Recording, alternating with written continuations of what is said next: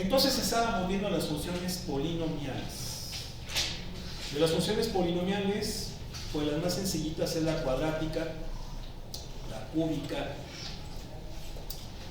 pero hay algunas cuestiones interesantes que luego vamos a ir afinando. Y después vienen las funciones potenciales o función potencia, potencia o potencial, potencia o potencial, así se llama. Power functions. Estas funciones tienen esta forma: f de x igual a x a la a. ¿Sí? ¿Qué significa? Significa que la función, a ver, hablamos de las funciones lineales, pero en las funciones lineales hay una función muy especial, que es esta. ¿Sí? Obviamente, esta es una función lineal. Una función lineal tiene esta forma general: mx más b. ¿Sí? Ya vimos que m es la pendiente, el coeficiente de la variable se llama pendiente, se representa con m. La pendiente te dice qué tan parada está la recta. Si es positiva, va dirigida hacia arriba, o el ángulo que forma la recta con el eje x positivo, en dirección x positivo, se mide en sentido contrario a las manecillas del reloj y por lo tanto es un ángulo positivo. Si la pendiente es positiva, apunta hacia arriba porque el ángulo es positivo, sentido contrario a las manecillas del reloj. Si la pendiente es negativa, entonces la recta va dirigida hacia abajo porque el ángulo es negativo, se mide en sentido de las manecillas del reloj. ¿Sí? Y ese numerito se llama ordenada al origen, que es la ordenada del punto donde la recta se intersecta con el eje Y. ¿Sí? Claro, esa es la forma estándar de la función lineal. Yo estoy seguro que ustedes se están acordando de muchas cosas, ¿verdad? Ecuación de la recta que pasa por dos puntos, ecuación punto pendiente, todas estas cosas las vieron en geometría analítica, ¿verdad? Las vieron y les causaba mucha alegría. Por eso cuando yo les platico estas cosas, no más de en pocos, empiezo a ver el ojito Remy. El pancino y de lado, ¿no? De recuerdo. ¿No? El de recuerdo sale. No, bueno, luego les explico qué es el ojo Remy. Si no, si no, no acabamos. Luego lo comentamos. Pero hagan de cuenta que es así cuando quedas así como que la alegría te invade el sentimiento. Así te invade así la alegría y te empieza a llorar el ojo así que hasta se empieza la lagrimita así en Ah, ya. Y eso sí que dices, no debo cerrar porque si no voy a llorar. No, así. Luego. Una pasada. Entonces sería M. Bien, entonces, pendiente ordenada al origen. Entonces, si se fijan, esta función es una función lineal. ¿Por qué? Porque es una función que tiene pendiente 1 y que tiene ordenada al origen 0. Como tiene pendiente 1, una cosa importante, esto ya lo comentamos, la pendiente es la tangente del ángulo. ¿Sí? O sea, θ es el ángulo de elevación, la tangente de ese ángulo se llama pendiente, y B es la ordenada del punto donde la recta se intersecta con el eje Y. Esto creo que ya lo conocemos. ¿Sí? Entonces esta recta tiene una pendiente de 1, la ordenada al origen vale 0 y por lo tanto el ángulo es de 45 grados o de pi cuartos radian. ¿Sí? Y obviamente pasa por el punto 0,0 que es el origen. Esto quiere decir que la gráfica de esta función es así. ¿Sí? Exacto, y tiene un ángulo de 45 grados. Bueno, más o menos. 45 grados creo que tiene que estar más aplastadita. Más o menos así. ¿Estamos de acuerdo?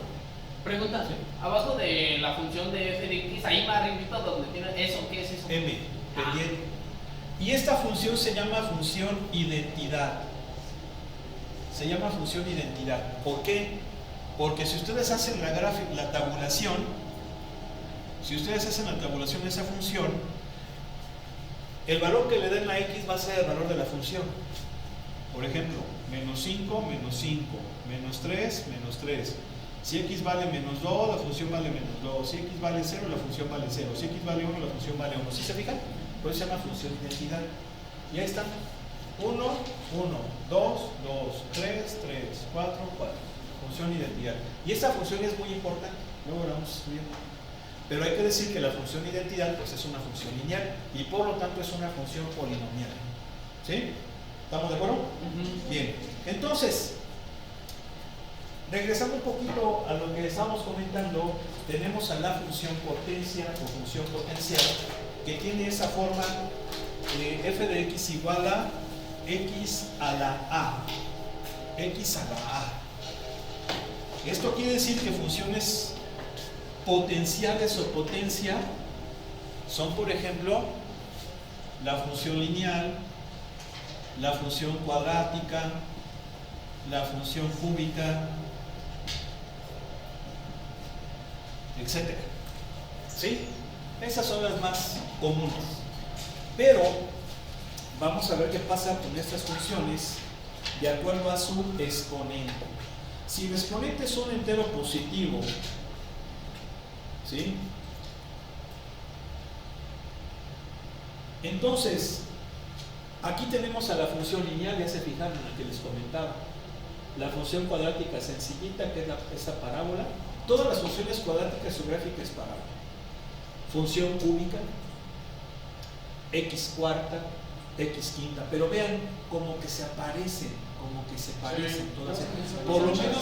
Por lo menos las pares. Vean, y también las impares. La función lineal es así, pues es esa lineal. ¿Ok? Bien. Claro, aquí se aplica lo de simetría, si es par o impar, etc. Bien. Pero, ¿qué pasa si ahora esa potencia es fraccionaria? Vean, a es 1 sobre n, donde n es un entero positivo. Entonces vamos a tener a la función raíz. ¿Verdad? Creo que ya sabemos que las potencias fraccionarias implican raíces. ¿Sí? Entonces es función raíz, root function. Y obviamente dependiendo de n, pues vamos a tener a la función raíz cuadrada, función raíz cúbica, función raíz cuarta. Aquí está la gráfica de la función raíz cuadrada, de la raíz cúbica, etc. Bien. Pero ¿qué pasa si ahora esa potencia es menos 1? Si la potencia es menos 1, entonces la función se llama recíproca. ¿Sí?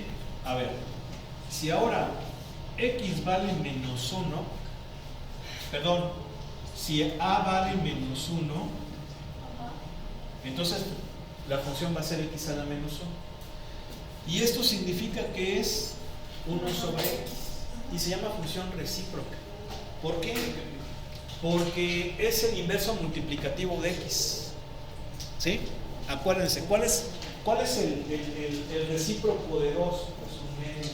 El recíproco de 3, un tercio. El recíproco de 5, un quinto, etc. ¿Sí?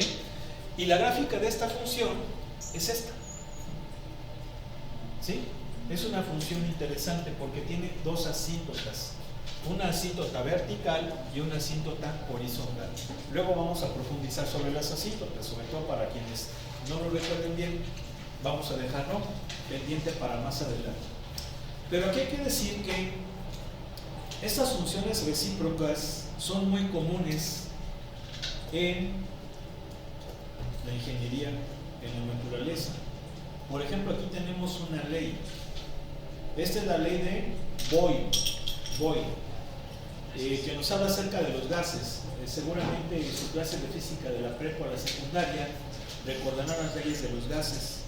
La ley de Boyle, la ley de Boyle-Mariotte, la ley general de los gases, ley de Gay-Lussac, ¿sí? Todo eso surgió mucho ahí como por el siglo XVIII, XIX.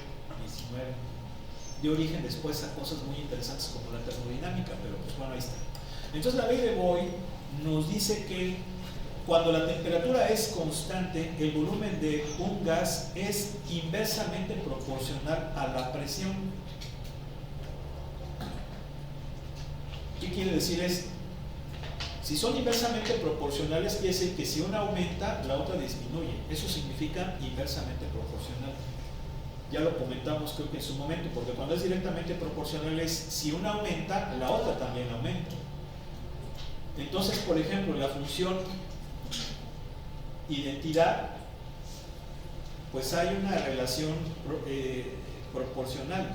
Es directamente proporcional, pero esa proporcionalidad es 1, porque de hecho esa proporcionalidad es la constante, la pendiente, ¿sí? Y es una línea recta. Y en los gases, ¿cómo afecta? O sea, mi pregunta es de que frío o caliente, ¿se expande o se encoge los gases? Bueno, aquí como nos dice que si la temperatura es constante, al aumentar el volumen, la presión disminuye. Y esto claro que es así. Esto claro que es así. Si aumenta el volumen, ¿qué pasa con la presión? Disminuye. Si aumenta el volumen, disminuye la presión. ¿Sí o no? A ver, el ejemplo más claro lo tienen en los refrescos de lata, por ejemplo. ¿Qué pasa? Que la temperatura de la lata es constante, casi no varía, está fría la lata de refresco, ¿sí o no? Bien, pero si lo agitan, ¿qué pasa? Que empieza a aumentar la presión. ¿Por qué? Pues porque el gas que tiene ahí pues empieza a ejercer más presión y necesita más volumen, se expande. ¿Sí? Entonces me van a decir, pero fíjate, es que tú estás diciendo que aumenta la presión porque aumenta el volumen. Sí, precisamente por eso es lo que va a hacer que estalle la lata. ¿Sí? O sea, ¿por qué? Porque necesita más volumen. ¿Sí? Entonces, si hay más volumen, ¿qué pasa con la presión? Disminuye. ¿Sí? Entonces ahí vemos esa presión. ¿Sí? Si la temperatura se mantiene constante. Y esa gráfica aquí la podemos ver. Vean, si aumenta la presión, el volumen disminuye. Y claro que esto es así. Hay que liberar presión. ¿Cómo liberas presión? Aumentando volumen, aumentando espacio. ¿Sí o no? ¿Sí? Bien. Luego tenemos aquí a las funciones racionales. Las funciones racionales tienen esta forma. ¿Cómo las podemos definir? Como el cociente de dos funciones polinomiales. Si se fijan, f de x es igual a p de x entre q de x, donde p de x y q de x son polinomios. ¿Sí? Esas son las funciones racionales. Y obviamente el nombre tiene que ver con el concepto de fracción. Las fracciones son raciones, partes. ¿Sí? Por eso la suma de fracciones la conocemos como suma de racionales también, ¿sí o no? Entonces son funciones de esas. Aquí la característica es que es cociente de dos funciones polinomiales. Sin embargo, eso también puede generalizarse a funciones que no necesariamente sean polinomiales o que sean que sean compuestas de otras funciones, pero eso vamos a profundizarlo más adelante. Sin embargo, aquí sí hay una cosa muy interesante que yo quisiera que comentáramos, sobre todo porque al parecer el libro no lo pone, o por lo menos esta parte no lo pone, porque nada más lo está poniendo este pedacito, pero aquí sí vale la pena que se profundice un poco. ¿Y sobre qué cosa estoy diciendo? A ver, todo esto tiene que ver mucho con los números.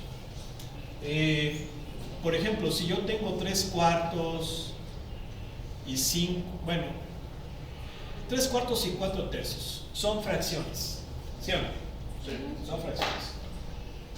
Pero, ¿tienen algo diferente? Algo diferente que las distintas. Una es propia y otra es impropia. Exactamente, una es propia y otra es impropia. ¿Quién es la propia? Esta es propia y esta es impropia. ¿Qué es lo que distingue una de otra? En que las propias, el numerador es más pequeño que el denominador, ¿sí?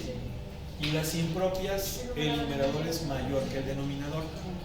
Si yo quisiera expresar una fracción propia en forma decimal, es lógico que la propia, su parte entera es 0, ¿verdad? Mientras que la impropia, su parte entera no es 0, ¿sí? Va a ser entera. Esto queda claro, ¿no? ¿Sí? Bien. Por otro lado, también es interesante decir que las fracciones impropias se pueden expresar como una fracción mixta. Es decir, un entero más una fracción que ya va a ser propia. Y para hacer eso, pues hay que hacer la famosa división. Es decir, divido 4 entre 3 con el algoritmo que nos enseñaron en la primaria. ¿Verdad? Que yo espero que se lo sigan enseñando a los niños. Porque ya entienden por qué ahora ya no los quieren reprobar. Precisamente para que no piensen y les pongan tonterías y mentiras en los medios para que no sepan lo que está pasando y no piensen. Quieren que seamos ovejas. Profe, en la Yo primaria, diría que borregos. en la primaria de mi hermana había muchas personas de sexto que no sabían ni leer. O sea, de veras. Bueno, a ver, entonces, ¿cómo le hacen aquí? ¿Por qué tenemos que multiplicar a un número al 3 para que me dé 3 o uno más grande? No, pues por el 1. Entonces, 3 por 1, 3, para 4, 1. ¿Sí? Y entonces, este 3/4 viene siendo lo mismo que 1 y 1. cociente más residuo entre divisor. Y eso se pone así. ¿Sí? Bueno, este algoritmo yo creo que todos lo conocen, pero en realidad lo que se hace es brincarnos un paso que se hace cuando vamos a dividir polinomios. Y ese paso es, a ver, ¿por quién tengo que multiplicar a 3 para que me dé 4? Pues por 1. Bien, 3 por 1, 3, Para 4. pero lo cambio de signo. Entonces sumo y me da un 1. Ese paso que nos brincamos es muy importante. ¿Por qué? Sobre todo por ahorita para verlo con las fracciones. Entonces, es exactamente la misma estructura. Entonces, en el caso de las funciones racionales, vamos a suponer que este es AMX. A ver, déjenme ver a ver si sale. AMX a la M más AM menos 1, X a la M menos 1 más AM menos 2, X a la M menos 2. Bueno, no me va a caber, déjenme ponerlo mejor acá. A ver si lo vuelvo casi. A ver. Vamos a suponer que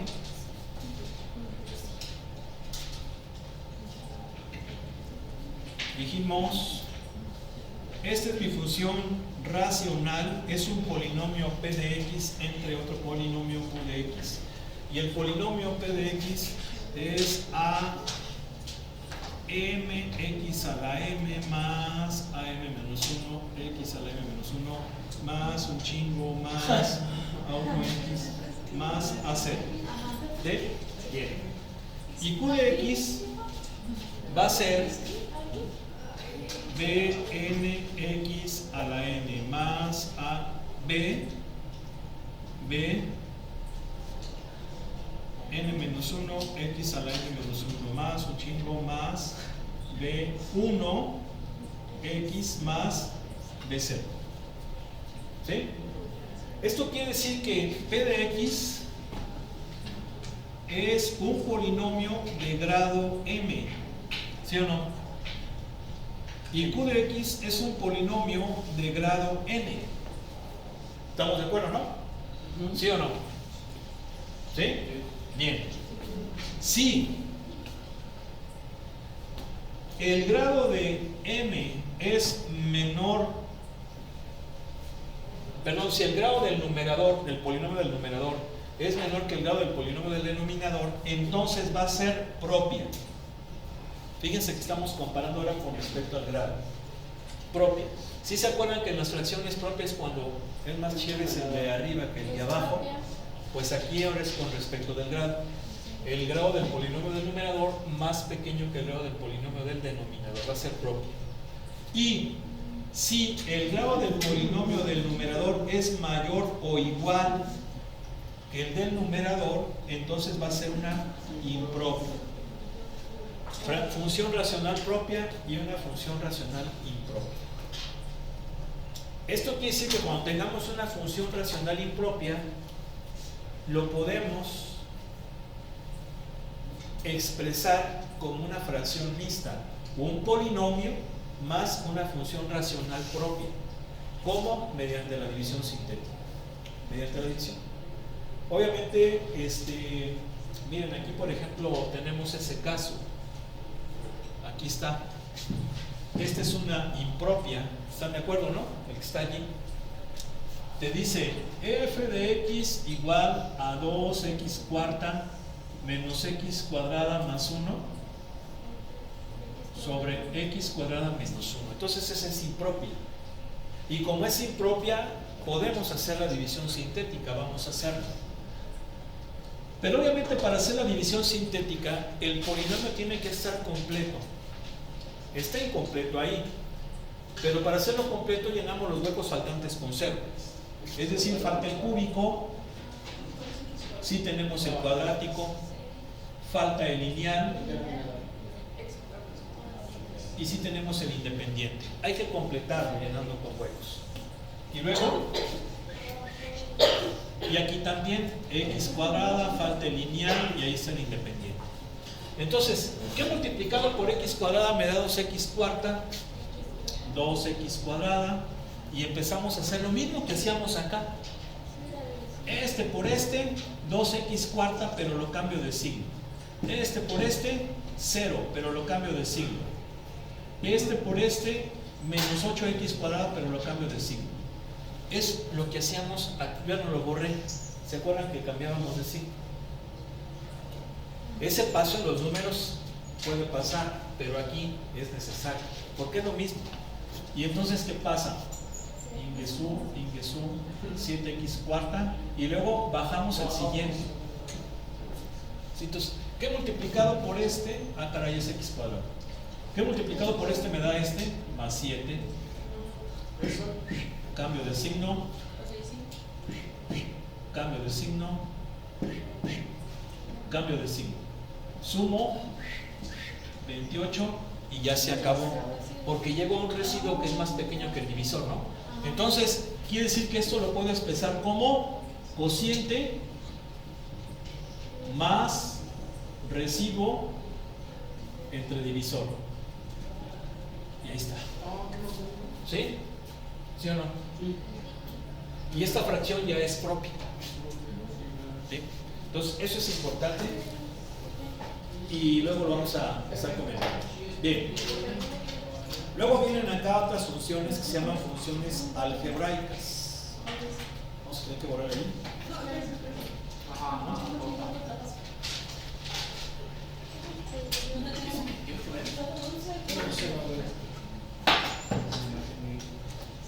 ¿El residuo es 28? Sí. Uno no mira chido. Ahora, ¿por qué? ¿Por qué los polinomios se hacen igual que los números? ¿Por qué? ¿Por qué los números se hacen igual que los polinomios? Y es muy simple. Porque nuestro sistema de numeración es polinomial. Todo número, por ejemplo el 78, se puede expresar como 7 por 10 al cuadrado más 8 por 10 a la 1. Es como si fuera un polinomio de base 10. ¿Sí o no? Es un polinomio de base 10. Entonces por eso se puede hacer igual. Nada más si acá pues sí tenemos, por ejemplo, los decimales, potencias negativas, ¿verdad? Decimal, centesimal, milésimo, 10 milésimos, 100 milésimo. En los polinomios, pues no. No tendría caso expresarla con potencias negativas, como que no es práctico. Pero bueno, vamos a continuar. Entonces, funciones algebraicas. Estas funciones, pues son funciones que se pueden construir, aquí nos lo dice.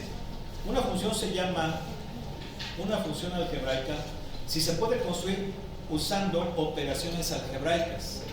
Por ejemplo, suma, resta, multiplicación, división y raíces comenzando o a partir de polinomios. Entonces, pues esta es una función algebraica. Esa también es una función algebraica. ¿Sí? Pero esa función algebraica, fíjense bien, ustedes podrán decir, no, pero es que esa es una función raíz cuadrada. A ver, Sí, pero función raíz cuadrada es cuando es nada más raíz de x. ¿Sí? Ya cuando le metemos, cuando es una función compuesta, pues ya no podría ser una función raíz cuadrada. Ahora alguien podrá decir, no, pero es que esta es una función racional. Pues no tanto, o sea, esta.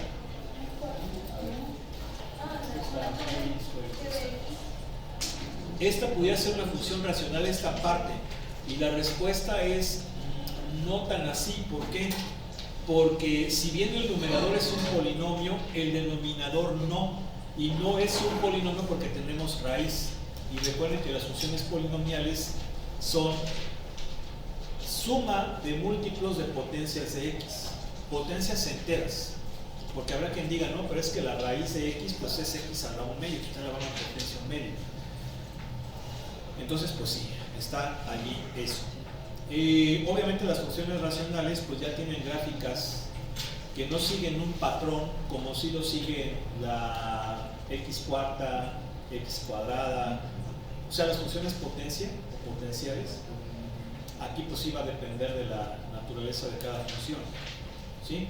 Y esta formulita, pues es una formulita que se estudia en la teoría de la relatividad general, perdón, especial o restringida.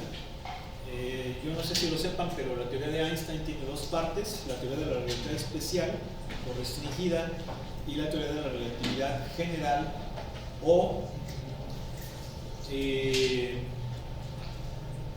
la teoría de la relatividad restringida o especial y la, pues sí, relatividad general. Estaba recordando si tenía otro nombre, pero mucha. ¿Cuál es la diferencia esencial? La diferencia esencial entre estas dos teorías es precisamente la velocidad de la luz. En la teoría de la relatividad especial se habla de sistemas inerciales que se mueven a velocidades cercanas a la velocidad de la luz. ¿Sí? Y en la teoría de la relatividad general se habla de sistemas inerciales que son acelerados, pero con una aceleración cercana a esos niveles de la luz. Entonces es muy distinto. Por ejemplo, la teoría de la relatividad especial, cualquier estudiante de secundaria lo puede entender. De hecho, pues en las prepas antes se estudiaba la teoría de la relatividad especial, que habla acerca de la contracción del tiempo, aumento de masa, perdón, dilatación de las longitudes, aumento de masa y dilatación del tiempo. Y de ahí se dice, por ejemplo, que si hay dos hermanos gemelos donde uno de ellos se sube en una nave espacial que viaja a velocidades cercanas a la luz, viaja durante un año y luego regresa a la Tierra, pues se va a dar cuenta que su hermano ya es 30 años más viejo que él, porque su reloj transcurrió más lentamente. Bueno, esto en cierto modo ha sido demostrado, no con naves espaciales que se muevan a esas velocidades, de hecho no hay esa tecnología, no, sino que lo han demostrado, o vamos, también Einstein ahí se basó en la demostración de esto, con ciertas partículas. En los laboratorios se han producido ciertas partículas subatómicas que tienen un tiempo de vida muy breve, porque son muy inestables, se desintegran inmediatamente, de hecho viven milisegundos, ¿sí? Bien, pero en la atmósfera esas mismas partículas se producen, pero en la atmósfera viven más. O sea, vamos, si en el laboratorio se desintegran en 10 milisegundos, en la atmósfera se desintegran en 100 centésimas de segundo. Viven más. ¿Por qué viven más? Porque viajan a la velocidad de la luz. Entonces su reloj se dilata, ¿sí? Mientras que las que se hacen en el laboratorio pues no están estables. Entonces es una forma, ¿sí? Y pues bueno, esto es la dilatación precisamente, ese es el aumento de masa. El aumento de masa, es decir, si tú por ejemplo te subes a una nave que viaje a velocidades cercanas a la luz, tu masa va a aumentar, vas a ser más pesado, ¿no? Bien. Y luego vienen estas cosas muy interesantes que son las funciones trigonométricas. ¿Sí? Es muy diferente función trigonométrica a relación trigonométrica. Las que ustedes vieron en la prepa secundaria, pues fueron relaciones trigonométricas, ¿no? O sea, a ver, ¿esto qué es? ¿Esto qué es? O sea, sí, o sea, a ver. En la prepa tú viste seno de teta. Y seno de teta es cateto opuesto sobre hipotenusa. Y viste el coseno. Y el coseno es cateto adyacente sobre hipotenusa, ¿no? Y viste la tangente de teta, de un ángulo. Y esto es cateto opuesto sobre cateto adyacente, ¿no? ¿Sí o no? Y todo esto parte del famoso triángulo rectángulo. Estas funciones solamente se pueden aplicar en triángulos rectángulos, donde la hipotenusa, pues no hay pierde, va a ser esta, pero estos pueden ser catetos. Más bien, no pueden ser, son catetos, pero ¿quién es el opuesto del adyacente? Eso va a depender a quién cojas. Como hablo, si yo cojo este ángulo, este va a ser el opuesto. Y este va a ser. Si yo cojo a este ángulo, ahora va a ser al revés, es el opuesto y es el adyacente. ¿Sí? Bien. Y luego de aquí surgen las otras, ¿no? La cosecante que es el recíproco del seno, la secante que es el recíproco del coseno y la cotangente que es el recíproco de la tangente. ¿Sí? Y bueno, pues aquí es al revés, ¿no? Hipotenusa sobre cateto opuesto, hipotenusa sobre cateto adyacente, cateto sobre cateto opuesto. ¿Sí? Pero esas son las que dices en la prepa. Se llaman relaciones trigonométricas. ¿Sí? ¿Cuáles son las funciones? Pues ahora van a ser cosas como f de x igual a seno de x, g de x igual a coseno de x, h de x igual a tangente de x. ¿Sí? Ahora no es una relación sin una función, pero van conectadas. ¿Y cómo es que van conectadas? Bueno, pues muy fácil. Primero que nada, eso se los comento porque bueno, ahora ya están las calculadoras, pero a mí todavía me tocó, y vaya que no soy tan viejo, las tablas, ¿sí? No. Antes vendían libros con fórmulas y tablas. Y esas tablas eran, por ejemplo, que venían las funciones trigonométricas seno, coseno y tangente. Nada más. Ahorita les explico por qué no ponían las otras tres. Y luego, aquí venía 5 grados, 10 grados, 15 grados, 20 grados, así. Y aquí venía, no, pues el valor del seno de 5, coseno de 5. ¿Sí? Una de esas. Ahora, ¿cómo sacaban estos valores? Si se fijan, pues hay un patrón, no 5 en 5, obviamente. ¿Sí? ¿Por qué? Pues porque esto es antes de las calculadoras. ¿Sí? Entonces, pues así sacaban, así estaban esas. Entonces, por ejemplo, si tú querías encontrar el seno de 7 grados, pues no es en la tabla. ¿Cómo le hacían? ¿Cómo le hacían? A ver. Pues una forma sería dividiendo.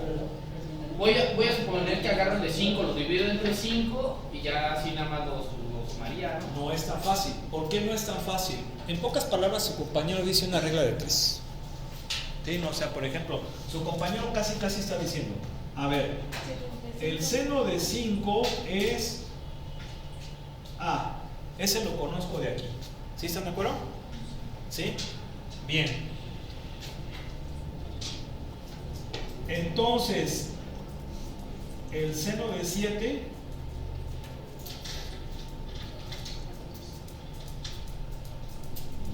¿qué valor es? No, perdón, pero sería así.